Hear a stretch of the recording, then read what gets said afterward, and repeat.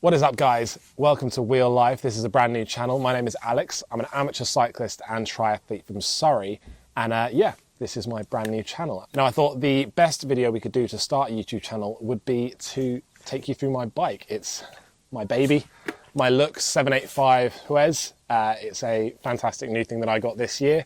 And yeah, I'm really excited to take you through it. Now, first off, the 785 is a carbon model. This is the RS model, so it's all singing, all dancing. I love it. But I did get it on a second-hand deal. So I got it from a local bike shop called Cycle Exchange, which is based in Kingston.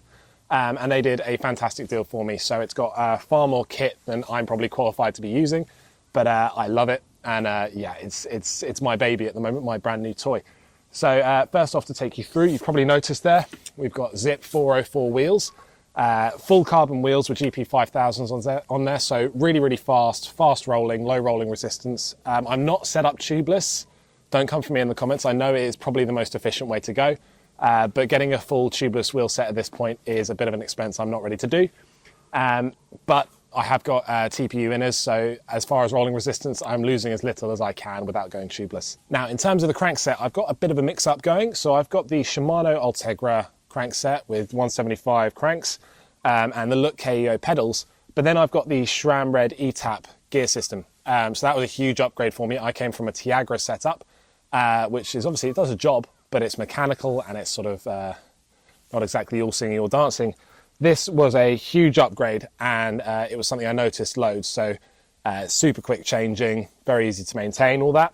I have had my mishaps with it. So I had a triathlon pretty recently where beginning of the bike leg, my back battery fell out. So I had front gears and not back gears. So I was on a pan flat triathlon course, which should have suited my, my frame and my speed. But instead, I spent the entire time riding around like I was on a fixie. So not great. But we learn, we move on. Now, in terms of the saddle, I have recently changed the saddle. I got my first ever bike fit. I've linked all his details in below, so it was a fantastic experience. And the saddle was something I learned most about because I had a big gel saddle. I'm quite a big guy, as you can probably tell. I'm 6'4" and I weigh a ton. So the rear end gets a battering on longer rides. So I had a big gel saddle on there, but actually what we found was a wider, lower profile saddle was not only lighter, but it was also more comfortable for me, and it's better for transferring power into the pedals. I also had the saddle too high, so we lowered that down, and then we also extended the frame by adding in a 140 stem, which seems extreme, but this is only a 56/57 centimeter frame. So being 6'4", I need a little bit more of a stretch to get comfortable and also to get aero. If I drop my elbows down with the old setup, I kind of got a bit cramped and struggled to hold the position for very long. Now, I love to go very, very fast. That's my passion in the sport. Climbing is not my strength at all. Give me a flat section and I will power through it all day. But in terms of stopping, that's also important in cycling. I have the Ultegra brakes that come with the crankset. Carbon brakes and carbon rim brakes are notoriously a little bit sketchy, and I have found that out. So it is a little thing to adjust to. I've come from a alloy rim brake set. I've never experienced disc brakes, so I don't exactly know what I'm missing. But I do the majority of my riding in the wet on Zwift because descending on carbon rim brakes can be a little bit sketchy. Yeah, coming up to a corner going 80k an hour is a little bit of a eyes shut and pray for the best that you can get. So yeah, winter riding will probably be quite a lot on Zwift unless it's nice and dry. But yeah, let's get going onto the head unit.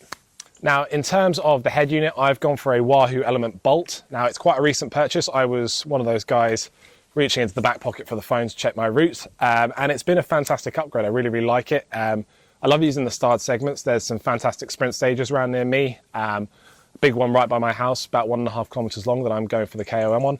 And it's fantastic to work with it because it shows you the starred segments, shows you how you're doing against previous efforts and also against the current KOM holder. I'm still shooting for my first KOM. I've got a few top 10s, but like I said, I'm an amateur and a beginner, so we're getting there. Now, we were talking about segments there. I really enjoy Strava. I've got my account linked below if you want to follow along with what I'm doing, or if you want to organise some group rides. And that's something I want to get more into, is riding with other people. I have a small group of friends who do cycle, but I'm maybe a little more keen on it than they are, so I can maybe get them out once a fortnight. I would like to be maybe doing group rides a little more often than that, get those speeds up and get some good training in. So in terms of what you can expect from the channel, as I said, I'm an amateur cyclist and a triathlete, so you'll be seeing some races. I've got a full half Ironman season next year, starting with Valencia, which will be really fun. So we'll document the prep up to that and the travel and all those kind of things.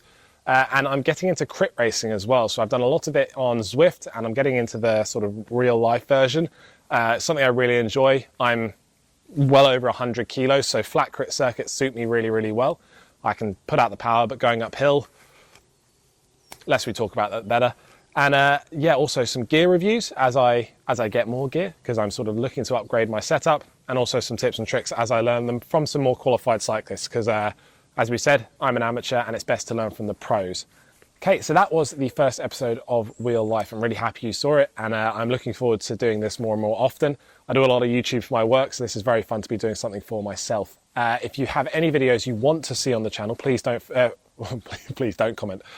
Please feel free to comment it, and I'll do my best to film it as best I can. We're going to be upgrading the setup as we go and as we get more and more into this. Upcoming on the channel, the first series we're going to be doing is a winter training series. So we're doing some group rides, some races, some Zwift things, lots and lots of videos planned, and we'll see you very, very soon. Don't forget to like and subscribe and leave me a message if there's something specific you want to see.